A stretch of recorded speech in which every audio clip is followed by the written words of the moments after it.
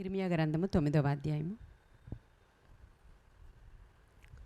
17వ వచనం నుంచి నేను చదువుతున్నాను చూడండి. ఇర్మియా గ్రంథము 9వ అధ్యాయము 17వ వచనం. సైన్యములకు అధిపత్యగు యెహోవా ఇలాగు సెలవిచ్చుచున్నారు, ఆలోచింపుడి, రోదనము చేయు స్త్రీలను కనుగొనుడి, వారిని పిలువనంపుడి, తెలివిగల స్త్రీలను కనుగొనుడి, వారిని పిలువనంపుడి. మన కన్నులు కన్నీళ్లు విడిచినట్లుగాను, మన కనురెప్పల నుండి నీళ్లు ఒలుకునట్లుగాను వారు త్వరపడి మనకు రోదన ధ్వని చేయవలను. తర్వాత 20వ వచనం కూడా చదువుతున్నాను చూడండి. యెహోవా మాట వినుడి, మీరు చెవియొగ్గి ఆయన నోటి మాట ఆలకించుడి. మీ కుమార్తెలకు రోదన చేయ నేర్పుడి, ఒకరికొకరు అంగలార్పు విద్య నేర్పుడి. వీధులలో పసిపిల్లలు లేకుండాను, రాజమార్గములలో యవ్వనులు లేకుండాను వారిని నాశనము చేయుటకై మరణము మన కిటికీలను ఎక్కుచున్నది, మన నగరులలో ప్రవేశించుచున్నది. యెహోవా వాక్కు ఇదే. ఈ మాటలు ఇర్మియా గ్రంథంలో మనం చాలాసార్లు చదువుంటాం. దేవుడు ఇర్మియాతో మాట్లాడుతూ, అసలు ఇర్మియా ప్రవక్త అంటేనే కన్నీటి ప్రవక్త అని అర్థం మనందరికీ తెలుసు. విలాప ప్రవక్త, కన్నీటి ప్రవక్త అనేటువంటి పేర్లు ఇర్మియా గారికి ఉన్నాయి. ఎందుకంటే ఇర్మియా చిన్నతనంలోనే, యాజక వంశంలో పుట్టినవాడే ఇర్మియా కూడా. చిన్నతనంలోనే దేవుడు ఆయన్ని పిలిచినప్పుడు అప్పుడు ఇర్మియా ఏమంటున్నాడు, మొదటి అధ్యాయంలో ఉంటుంది, అయ్యో నేను బాలుడనే, నాకు మాట్లాడడానికి శక్తి చాలదు ప్రభువా అన్నప్పుడు, నేను బాలుడను అని నీవు అనొద్దు, తల్లి గర్భంలో ఉన్నప్పుడే నేను నిన్ను రూపించుకున్నాను అనేటువంటి మాటలు దేవుడు ఇర్మియాతో మాట్లాడతారు. ఇర్మియా తన జీవితకాలంలో మనం ఇర్మియా గ్రంథం అంతా చూస్తాము, విలాప వాక్యాలు చూస్తాము. దేవుడు ముందే చెప్తున్నాడు ఇర్మియాతో, ఇర్మియా నీవు ప్రజలతో ఏం మాటలైతే చెప్తున్నావో వాళ్ళు వినరు, కానీ నీవు చెప్పాలి. వాళ్ళు నిన్ను వ్యతిరేకిస్తారు, అవమానిస్తారు, నిర్లక్ష్యం చేస్తారు, కొడతారు, తిడతారు, నిందకు అప్పగిస్తారు, అవమానానికి అప్పగిస్తారు. అయినా సరే నువ్వు మాట్లాడుతూనే ఉండాలి, చెప్తూనే ఉండాలని ఇర్మియాతో దేవుడు మాట్లాడినటువంటి మాటలు మనం చూస్తాం.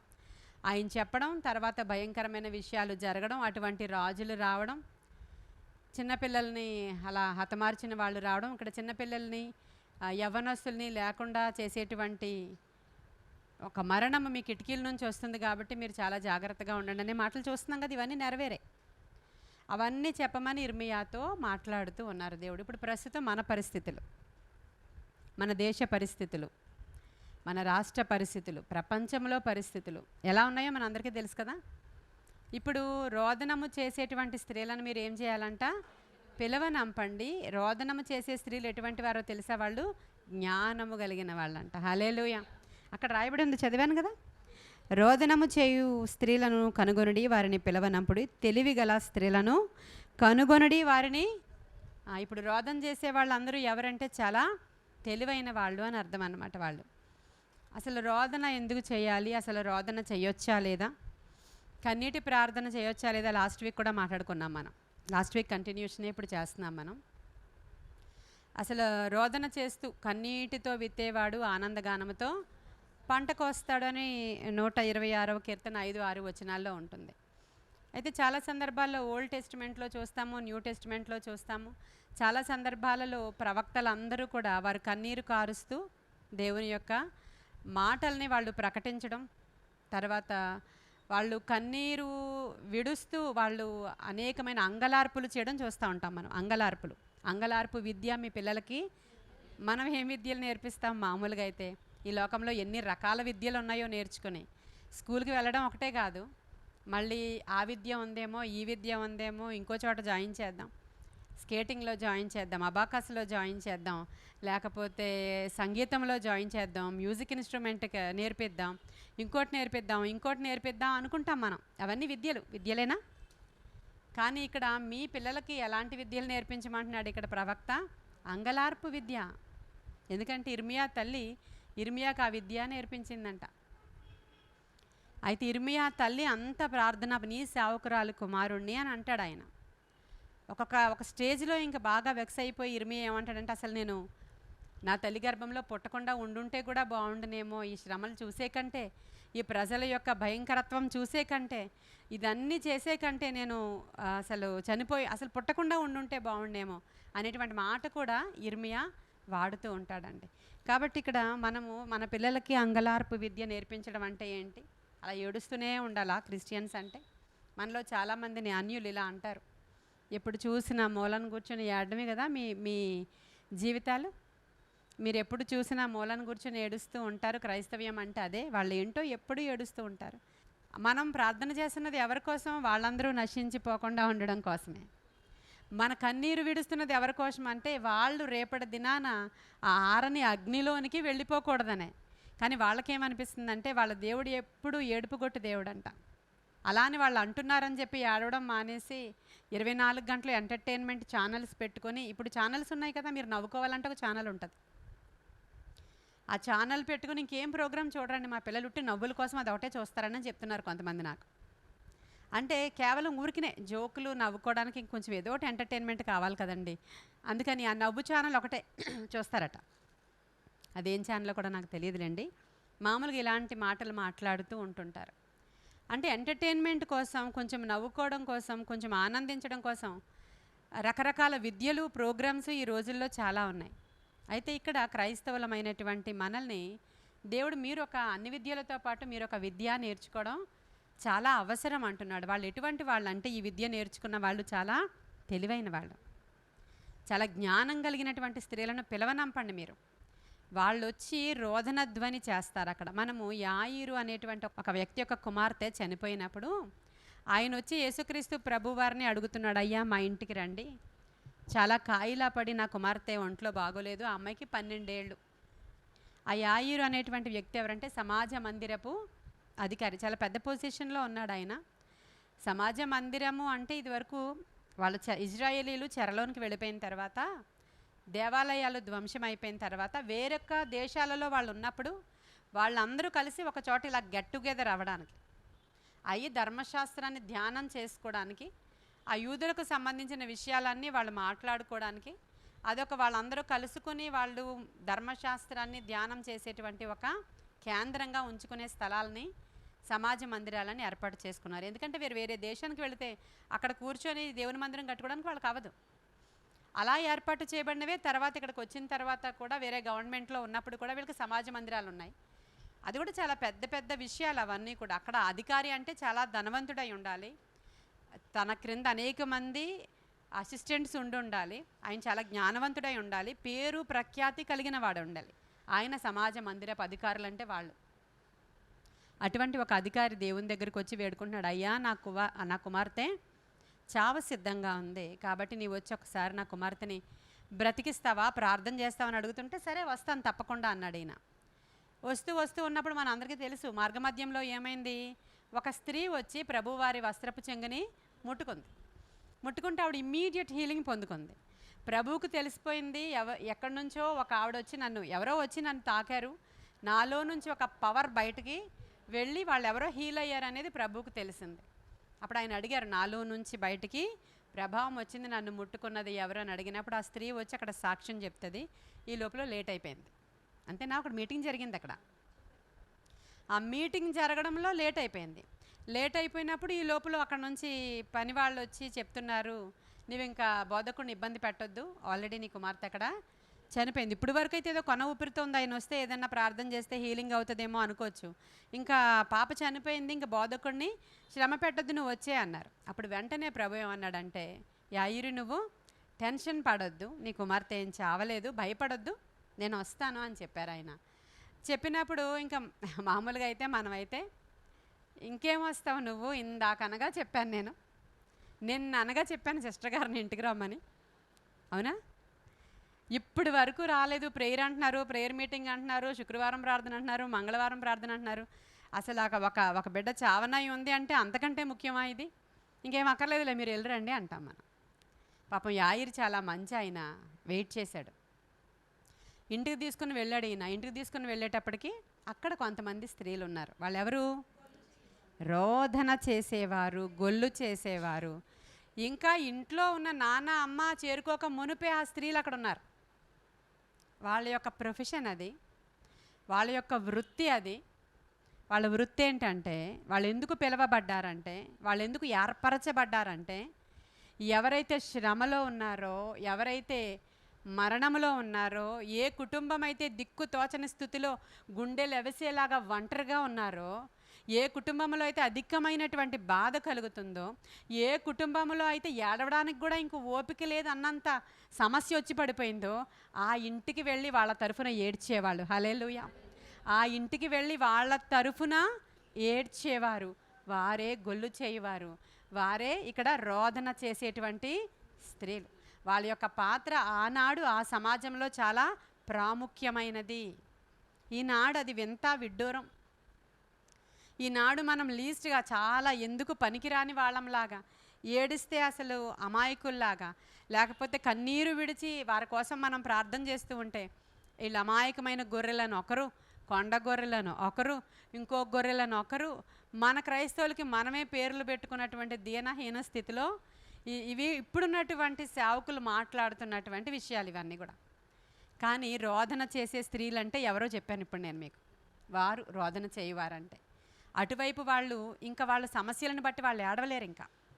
అవునా కాదా? నీకు నాకు ఒక సమస్య గట్టిగా వచ్చింది అనుకోండి, కనిపెట్టాం, ప్రార్థించాం, ఇంక అవ్వట్లేదు. నీ నోట్లోంచి ప్రార్థన వస్తుందా శాంతి? వస్తుందా? రాదు. నీ గొంతు మోగబోతుంది అక్కడ, నీకు ప్రార్థన కూడా రాదు ఇంకా.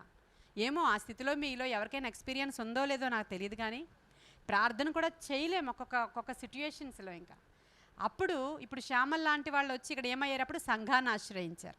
అప్పుడు ఆశ్రయించినప్పుడు సంఘంలో ఉన్నటువంటి తెలివిగల స్త్రీలు ఏం చేస్తున్నారు? తన భర్తను బట్టి ఇక్కడ ఏడ్చి ప్రార్థన చేస్తున్నారంట. తన యొక్క కుటుంబ స్థితిని బట్టి ఇక్కడ అసలు మీనా గారు వాళ్ళ అల్లుడిని బట్టి ఇక్కడ ఏడ్చి ప్రార్థన చేస్తున్నారంట. ఎవరో శైలజ గారు మనకు తెలియదు. మన చిన్నప్పుడు మన సంఘం పుట్టినప్పుడు దగ్గర నుంచి మన సంఘం కాదు ఆమె. వచ్చి 2 సంవత్సరాలే లాస్ట్ క్రిస్మస్కే వచ్చారు. ఆవిడ గురించి రాత్రి పగలు ఏడ్చి ప్రార్థన చేస్తున్నారంట. ఎవరు వీళ్ళు? తెలివైనటువంటి స్త్రీలు. హల్లెలూయా. వారికి ఇంక ఏడవడానికి కూడా ఓపిక లేదండి. వాళ్ళ సమస్యను బట్టి, వాళ్ళ ఇంట్లో ఉన్న ఇబ్బందులను బట్టి వాళ్ళు బండబారిపోయారు, వాళ్ళు మూడుబారిపోయారు, వాళ్ళు వెక్స్ అయిపోయారు. మాకు చావే శరణ్యం తప్ప ఇంకో గతి లేదనేటువంటి మెంటల్ టెన్షన్లోనికి వాళ్ళు వెళ్ళిపోయారే. అప్పుడు వాళ్ళ కోసము వాళ్ళ తరఫున వాళ్ళు ఏర్పాటు చేయబడినటువంటి తెలివిగల స్త్రీలు కావాలి దేవునికి. ఈ యొక్క సమాజం పాడైపోతుంది, దేశం పాడైపోతుంది, దేశంలో అంగలార్పు ధ్వని వినబడుతుంది. మణిపూర్లో అనేక మంది మీద అరాచకాలు, రేపులు, శ్రమలు కలిగిపోతున్నాయి. నువ్వు ఇక్కడ mighty lord, all mighty God is good అనుకుని డాన్స్ చేసుకుంటే సరిపోద్దా? ఇంతే పరిచర్య అంటే. మీరు ఇలాగే మాట్లాడాలి. ఇక్కడ నుంచి కమాండ్ చేయి అయిపోతుంది, డబ్బుకి ఇలా ఆర్డర్ చేయి అయిపోతుంది అంటే అయిపోతుందా? ఇది బైబిల్ పద్ధతి కానే కాదు. బైబిల్లో దావీదు మహారాజు మీరు కీర్తనల్లో చూస్తే అంగలార్పు కీర్తనలు కనబడతాయి మీకు. ఎవరు చనిపోయినా కూడా, ఎవరు సౌలు చనిపోయినప్పుడు కూడా ఏడుస్తాడు. అయ్యో అయ్యో నా ఏలినవాడా అని ఏడుస్తాడు. అక్కడ అంగలారుస్తాడు. అక్కడ అబ్షాలోము చనిపోయినప్పుడు అంగలార్పు కీర్తనలు అక్కడ కనబడతాయి. ఇర్మియా కూడా అంగలార్పు కీర్తన రాస్తాడు. దావీదైతే అంగలారుస్తూ దేవుని సన్నిధిలో కన్నీరు విడుస్తూ ఆయన దేవుని దగ్గర వేడుకున్నటువంటి సందర్భాలు చాలా కనబడతాయి. ఈ సందర్భాల్లో ఒక విషయాన్ని చెప్తారు చాలామంది. మనము రాత్రిపూట ప్రార్థన చేసేటప్పుడు యాకోబు మగసిరి గలవాడ ఏం చేశాడంట? పోరాడాలి ప్రార్థనలో. మంచి పాజిటివ్ వర్డ్స్ పెట్టి శోధకుడిని గద్దించాలి తప్ప నువ్వు ఏడిస్తే సాతానుడు నవ్వుతాడనే బోధ కూడా ఉంది. నేను మొన్నే చెప్పాను, కొన్ని సందర్భాల్లో కొన్ని ప్రార్థనలు అవసరం. సాతానుడు వచ్చి అక్కడ నిలవబడితే ఆడి దగ్గర వెళ్ళిపోయి ఏడకూడదు. కొంచెం వెళ్ళిపోవా, నాకు భయం వేస్తుంది నీ మొహం చూస్తుంటే, నాకు భయం వేస్తుంది కొంచెం వెళ్ళిపోవా అని ఏడకూడదు. వాడు వచ్చినప్పుడు నీకు అధికారం ఇచ్చాడు దేవుడు కాబట్టి నీవు వాడిని గద్దించి ప్రార్థన చేయాలి. అక్కడ ఏడుపు పనికి రాదు నీకు. దేవుని దగ్గర మనం ఎలా తగ్గించుకుని అంగలార్పు చేసి, అప్పుడు నేను చెప్పాను కదా సిట్యుయేషన్స్ ఇవి ప్రజలవి. ఎక్కడ చూసినా నశించిపోతున్న జనాంగం ఉంది.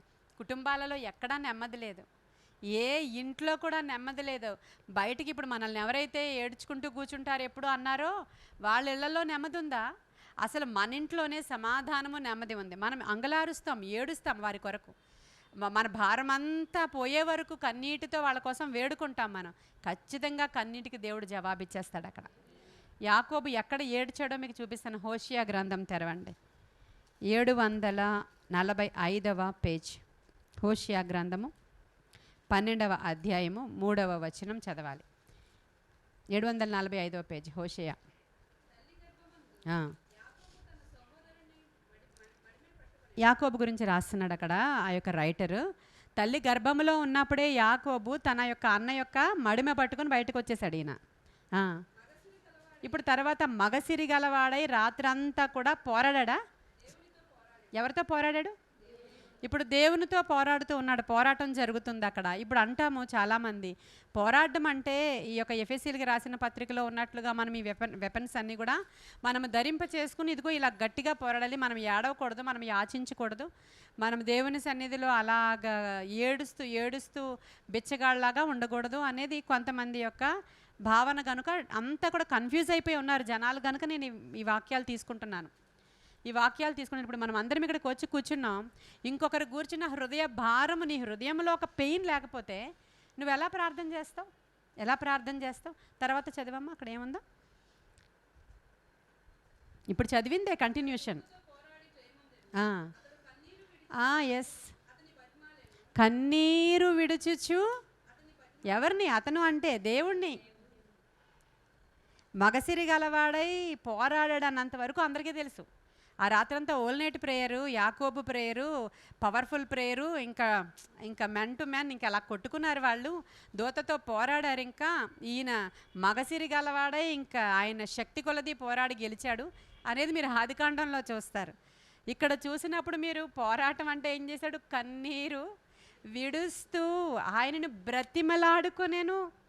చూసారా ఒకసారి? యేసుక్రీస్తు ప్రభువారు ఎక్కడ న్యూ టెస్టిమెంట్లో కన్నీరు విడిచినట్లు మీరు చూడలేదా? యెరూషలేమును చూసి ఆయన కన్నీరు విడిచారంట. కపెర్నహూములో ఆయన కన్నీరు విడిచారంట. లాజరు సమాధి దగ్గర ఎందుకు ఏడాలండి? ఇదొకటి నాకు ఒకసారి మీరు ఆలోచించండి. కాసేపట్లో లాజరు లేస్తాడని ప్రభువుకు తెలుసు. రేపొద్దున మన అందరికీ సమస్యల నుంచి బయటకు వస్తామని మనకి తెలుసు. అందుకని రేపు పొద్దున జరిగిపోయే దాని గురించి ఇప్పుడు ఇంత బాధ వచ్చినా ఏడొద్దంటే ఎలా? అంతేనా? కన్నీరు విడుస్తూ పంటను విత్తేవాడు ఆనందగానంతో ఆ పంటను సంతోషగానంతో పంటను కోస్తాడంట. ఇప్పుడు ఏడొద్దు అంటే ఎలా అవుతుంది? మన భారం, మన హృదయ భారం. యేసేను గురించి చెప్తున్నాను. ఆయన కపెర్నహూమును చూసి, యెరూషలేమును చూసి, ఈ రాతి మీద రాయి ఉండకుండా ఇక్కడ పడద్రోయబడుతుంది, ఇలా యెరూషలేము ఇలాగా కూల్చబడుతుందని ఏడ్చారు. సరే, ఇప్పుడు లాజరు సమాధి దగ్గర ప్రభు ఏడుస్తున్నారు. ఏడవడానికి గల కారణం ఏంటి? మార్తా మరియా ఇద్దరు కూడా ఏడ్చారు ప్రభు దగ్గరికి వచ్చి. కాసేపట్లో అక్కడ లాజర్ని ఆ మరణం నుంచి విడిపిస్తారని ప్రభువుకి తెలుసు. అయినప్పటికీ కూడా అక్కడికి వచ్చి ఆయన కన్నీరు విడిచినప్పుడు అక్కడ ఉన్న వాళ్ళు ఏమనుకున్నారో చెప్పనా నేను? అబ్బా, ఎంత ప్రేమో, ఎంత ప్రేమించారో ఈ కుటుంబాన్ని యేసయ్యా అనుకున్నారట. హల్లెలూయా. నిజంగా నశించు ఆత్మల పట్ల నీకు ప్రేమ ఉంటే ఏం చేస్తావు నువ్వు? నిజంగా ప్రేమ ఉంటే నశించు ఆత్మల పట్ల. నీ ఇంట్లో వాళ్ళు నశించిపోతున్నారు, నీ వీధిలో వాళ్ళు నశించిపోతున్నారు, స్వంత భర్త భార్య నశించిపోతున్నారు, ఏ చింత లేకుండా ఓకే అంతా నువ్వు పాటలు పాడుకుంటూ 24 గంటలు సంతోషంగా ఉండమని చెప్పారు. నిజమే, ప్రతి సమయంలో దేవుణ్ణి స్తుతించుట మంచిదే. కానీ ఏ హృదయ భారము లేకుండా, రోదన చేసేటువంటి స్త్రీలు లేకుండా పనులు జరగవు. సంఘాలలో ఇటువంటి తెలివి గల స్త్రీలను మీరు అంటే ఇప్పుడు మీరు అనుకోవచ్చు, ఇంకా ఏడుపంటే స్త్రీలదే, ఇంకా మగవాడు కాలు మీద కాలు వేసుకుని కూర్చొని, లేదంటే ఆయన ఇంకా యజమానుడు కాబట్టి అసలు ఆల్టర్ దగ్గర మాత్రమే ఒక ధూపం వేస్తాడు, ఆ తర్వాత మీరు ఇంక కూర్చొని ఏడ్చుకోండి. కాదు, ఇక్కడ స్త్రీ అంటే సంఘము. ఇక్కడ స్త్రీ అంటే సంఘము. ఈ తెలివి గలది అంటే ఎవరు? సంఘం. సంఘం చాలా తెలివైనది.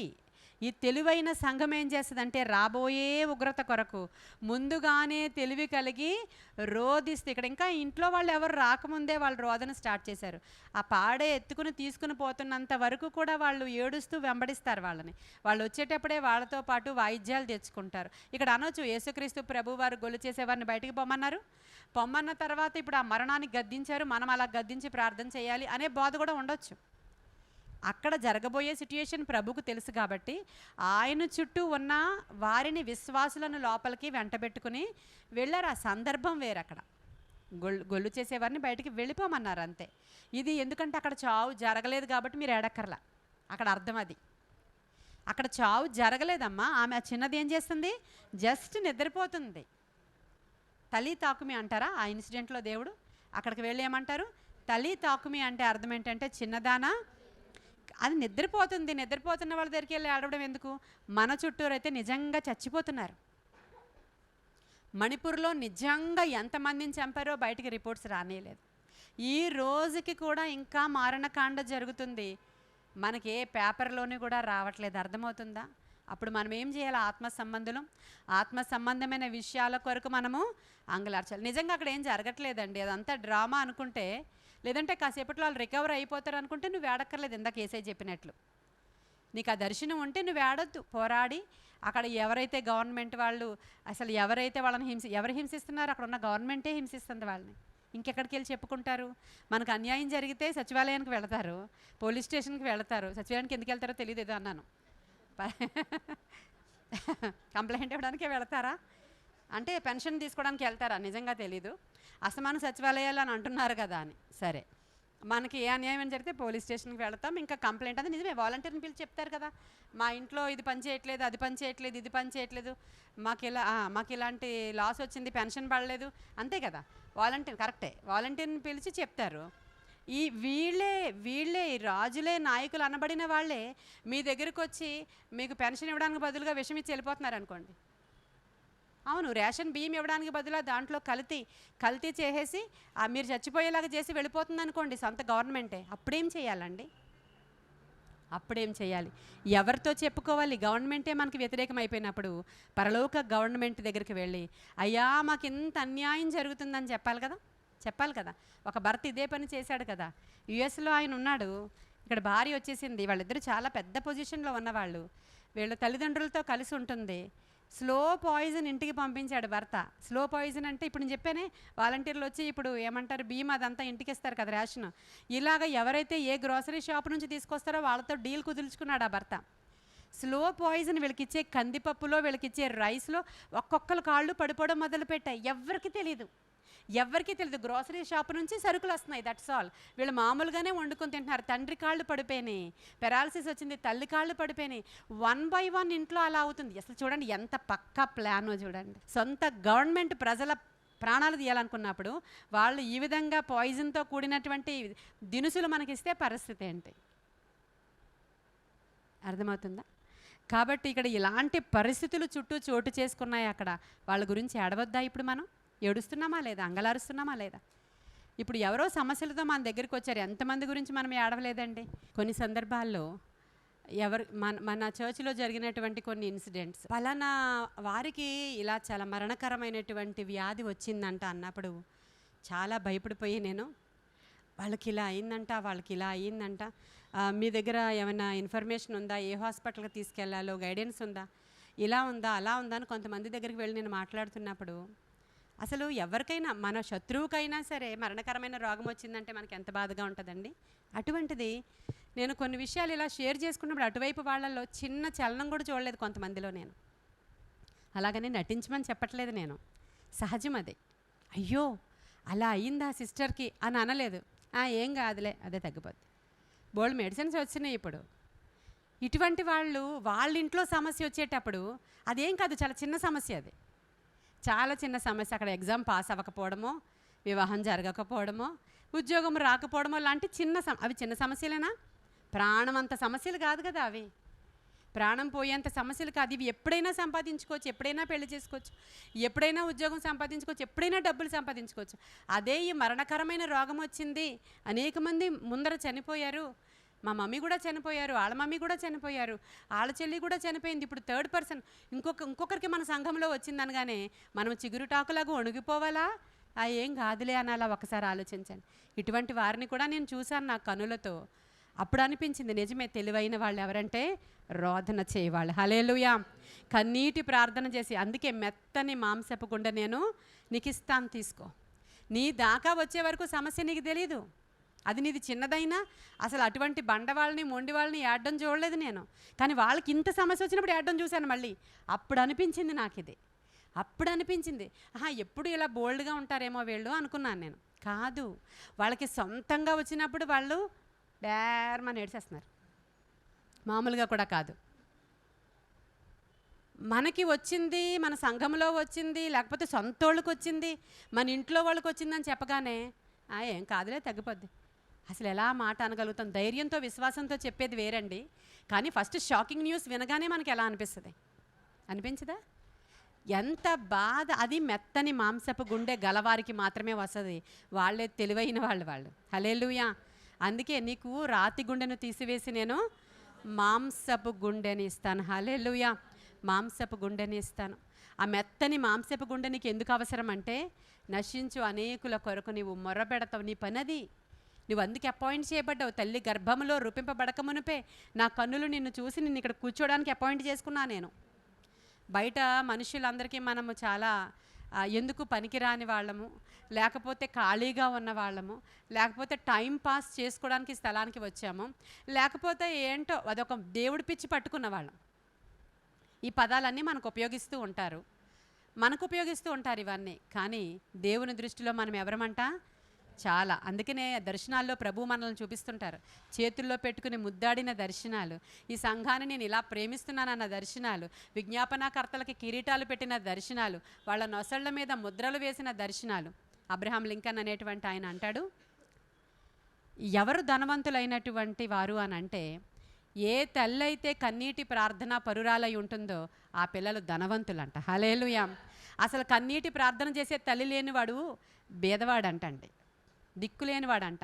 ఏ తల్లి అయితే కన్నీటి ప్రార్థన పరురాలై ఉంటుందో ఆ పిల్లలు మహా ధనవంతులు, భయపడాల్సిన అవసరం లేదన్నాడు. ఎందుకంటే అబ్రహాం లింకన్ యొక్క తల్లి అమ్మమ్మ అంత ప్రార్థనా పరులు కనుక ఆయన ఏ స్థానంలో ఉన్నాడు? American president. హల్లెలూయా. హల్లెలూయా. మరి నిజంగా అటువంటి స్త్రీలు తెలివైన వాళ్ళు కాబట్టి తెలివైన దాన్ని పట్టుకున్నారు. వ్యర్థులు ఏం చేస్తారు? వ్యర్థమైన దాన్ని పట్టుకుని లోకంలో కలిసిపోతారు. ఆ లోకంలో కలిసిపోతే వారి అంతం ఏంటో మన అందరికీ తెలిసే ఉంది. పరిశుద్ధ అగస్టస్ అనేటువంటి ఒక ఆయన గురించి విన్నాం కదా మనం అందరం. ఆయన ఎంత వ్యసనపరుడో, ఎంత దుర్మార్గుడో, ఎంత అంటే చిన్నతనంలోనే యవ్వనంలో ఉండగానే భయంకరమైనటువంటి త్రాగుబోతుగా, వ్యభిచారిగా, తిరుగుబోతుగా తయారైపోయిన అతడు ఒక దినాన మారు మనసు రక్షణ అనుభవంలోనికి వచ్చాడు. ఆయన వచ్చినప్పుడు దేవుని తెలుసుకున్నాడు, బాప్తిస్మం తీసుకున్నాడు, రక్షించబడ్డాడు ఆయన. ఆ తర్వాత సెయింట్ అగస్టస్గా పిలువబడ్డాడు ఆయన. సెయింట్ అంటే పరిశుద్ధుడు. ఇప్పుడు ఇందాక చెప్పాను నేను ఎలాంటి పదాలు ఆయన ముందున్నాయో. తర్వాత ఆయన పేరు సెయింట్ అగస్టస్. ఆయన ఆత్మకథా పుస్తకం రాస్తూ ఆ పుస్తకంలో ఆయన ఏం రాసుకున్నాడంటే, ఇలాంటి భయంకరమైన వ్యక్తినైనా నేను నా తల్లి యొక్క కన్నీటి ప్రవాహంలో కొట్టుకుని పోయి నా దేవుని యొక్క సింహాసనం దగ్గర ఆయన పాదాల దగ్గర ఆగాను అన్నాడు. హల్లెలూయా. మరి ప్రార్థించే తల్లులు ఎటువంటి వారు ఈరోజు? మన పిల్లలకి మరణం కిటికీల నుంచి వచ్చి ఎత్తుకుపోయింది ఈరోజు. చాలామంది పిల్లల్ని, చాలామంది అల్లుల్ని, చాలామంది భర్తల్ని ఎత్తుకుని పోయింది ఈరోజు. చెరలో ఉన్నారు వాళ్ళు. వాళ్ళ కోసం కూడా మనం ఇప్పుడు అంగలార్పు ప్రార్థన చేసినప్పుడు తప్పకుండా దేవుడు అంగీకరిస్తాడు. ఇప్పుడు యాకోబు ఎలా పోరాడి గెలిచాడో, కన్నీరు విడుచుచు బ్రతిమలాడుకున్నాడు, అలాంటి ప్రార్థన మరలా తల్లులు చేస్తే ఖచ్చితంగా దాని జవాబు దేవుడు ఇచ్చే దేవుడు. అంటే ఒక ప్రొసీజర్ చెప్తున్నాడు ఆయన. ఇటువంటి స్త్రీలను ఇలా పిలవనంపండి, ప్రొసీజర్ అది. అలా మనము ప్రార్థన చేస్తే దేవుడు అద్భుతమైనటువంటి విడుదల ఇస్తాడు. కాబట్టి సంఘము యొక్క పని ఏంటంటే తెలివిగా, ఇప్పుడు పసిపిల్లలు వీధులలో ఆడుకోకుండా, యవ్వనస్తులు రాజవీధులలో తిరగకుండా, మరణము కిటికీల గుండా ఎక్కి వస్తుంది కనుక మీ పిల్లలకు అంగలార్పు విద్యను మీరు నేర్పండి. ఎందుకంటే మీ కిటికీల గుండా మరణం ఇంట్లోనికి వచ్చేస్తుంది. ఎంతమంది యవ్వనస్తులు ఇప్పుడు పాడైపోతున్నారో ఒకసారి చెప్పండి. వాళ్ళ తల్లికి కూడా తెలియదు వాడు పాడైపోయాడని, వాళ్ళ తండ్రికి కూడా తెలియదు వాడు పాడైపోయాడని. నెత్తి మీదకి వచ్చాక మొత్తం అంతా మునిగిపోయాక అప్పుడు ఏడుస్తారు. అప్పుడు వరకు ఫుల్ కవరింగే కొడుకుకి కూతురికేనే. ఆ తల్లులు ఉంటారు, ఎక్కువ మంది ఆ తల్లులు ఉంటారండి, ఫుల్ కవరింగ్. వచ్చే సేవకులకి చెప్పడమో, వాళ్ళ అంగలార్చడమో, వాళ్ళ ఉపవాసం ఉండడమో. అసలు మన మీనాగారు చెప్పారు, అమ్మ నా అల్లుడి గురించి మొర్ర పెట్టండి, నా పరిస్థితి ఇది, ఎంత దయనీయం, ఎంత భయంకరం. ఆమె చెప్పగా మనం విన్నాం. నీకు ఆ భారం వచ్చి ఇంట్లో ఒకరోజన్నా చేసావా? ఒకసారి పరిశీలించుకోండి. చేసామంటే వెళ్ళండి గుడ్. ఆవిడని ఏదో ఒక ఆట వస్తువుగా తీసుకున్నాం, వదిలేసాం. ఆవిడ చెప్పిన తర్వాత ఈరోజు వరకు ప్రార్థన చేయలేని వాళ్ళు ఏ లిస్టుకి వస్తారో ఇప్పుడు ఆలోచించుకోండి. ఎందుకంటే అంతటి వ్యసనము గల అల్లుడు నీకు నాకు ఉంటే ఇంట్లో మన పరిస్థితి ఎలా ఉంటుందో ఒకసారి ఆలోచించాలా. అందుకని ఆ భారము నీది అనుకుని నువ్వు ప్రార్థన చేసినప్పుడు నీకు ఒక గొప్ప విడుదల అక్కడ దేవుడు. ఇతరుల కొరకు మీరు ప్రార్థించండి. కొంతమందికి వాళ్ళ సమస్యే గొప్పదండి. వాళ్ళ పిల్లల సమస్యే గొప్పది తప్ప ఇంకొక సమస్య వారికి పట్టదు. ఇలాంటి వాళ్ళు మోస్ట్లీ 80% ఉంటారు సంఘంలో. 80, ఓన్లీ 20% లేదంటే 10%. ఏ సమస్య అయినా అయ్యో అనుకుని నీ యొక్క జాలిగల గుండెతో అలా చేశాము కనుకనే మన పక్షంగా ప్రభు కూడా అలా రెస్పాండ్ అవుతాడు. మనం అలా చేస్తే మన పక్షంగా ప్రభు అలా రెస్పాండ్ అవుతాడు.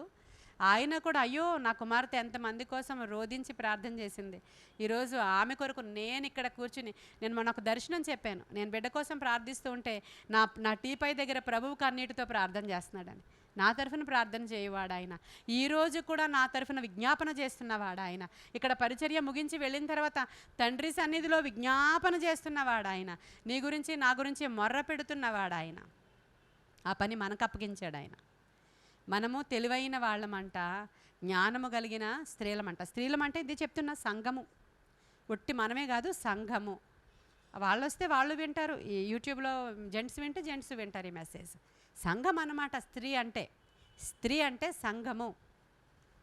వాళ్ళందరూ ఇలాగా ప్రార్థన చేయాలి. ఇప్పుడు నేను కొన్ని ఎగ్జాంపుల్స్ ఎందుకు చెప్పానంటే ఎవరినో పాయింట్అవుట్ చేయాలనే ఉద్దేశం కాదు. వాళ్ళల్లో మీరు ఒకలా ఉన్నారేమో ఒకసారి ఆలోచించుకోండి.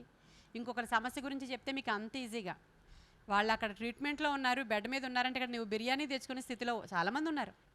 ఎవరి సమస్య అయినా వాళ్ళు అప్పులు ఊబిలో కూరుకుని పోయారంటే వాళ్ళ సమస్య అయినా భలే అయిందిలే వాళ్ళకి అప్పుల్లో కూరిపోయారా, ఎంత ఫోజో లేకపోతే వాళ్ళకి అంటారు. అవన్నీ నీకు అనవసరం. వాళ్ళు ఇప్పుడు శ్రమలో ఉన్నారా, శోధనలో ఉన్నారా, నీవు అంగలార్చి వారి యొక్క విడుదల కొరకు ప్రార్థించి చూడు. యోబు ఏం చేశాడు?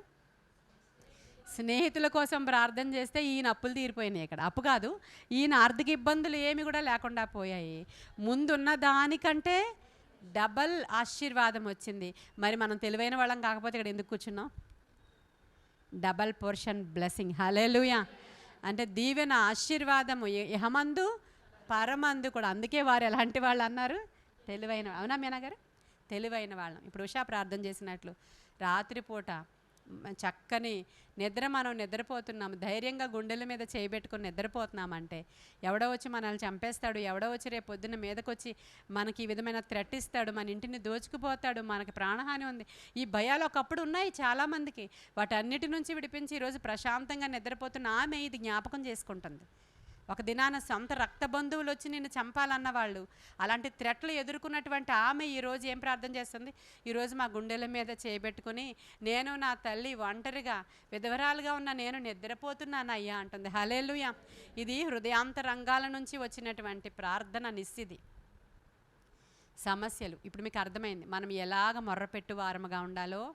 ఇర్మియా చెప్పినటువంటి రోదన చేసేటువంటి స్త్రీలు. అందుకనే ఆయన అన్నాడు, పెళ్లి చేసేటువంటి ఇంట్లోనికి వెళ్ళి నువ్వు ఆనందించే కంటే ఒకడు చనిపోయిన ఇంటికి వెళ్ళి నువ్వు వాళ్ళని ఆదరించడం చాలా. మనం ఈ రోజుల్లో అది ఎస్కేప్. ఇది వాళ్ళు ఇంకా పెళ్ళి ఇంకా వాళ్ళ పెళ్లి డేట్ ఇంకా ఫిక్స్ అవ్వలేదు, నీకున్న హడావుడి ఇంత అంతా కాదు. నిజమే కాదా?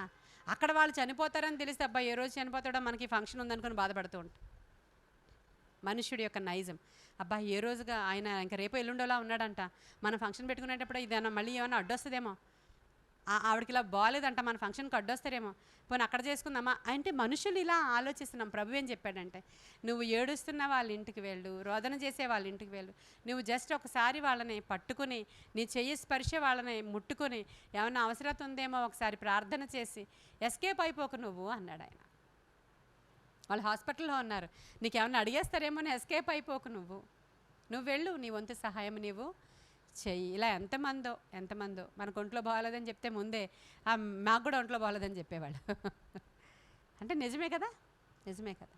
కాబట్టి ఇవన్నీ కూడా జ్ఞాపకం పెట్టుకుందాం. చాలా నేర్చుకున్నారని అనుకుంటున్నాను నేను ఈరోజు. నేర్చుకున్నామా మనం? ఆ హృదయ భారం నాలో లేదు. ఒక పాట పాడతారు లిల్లీ గారు.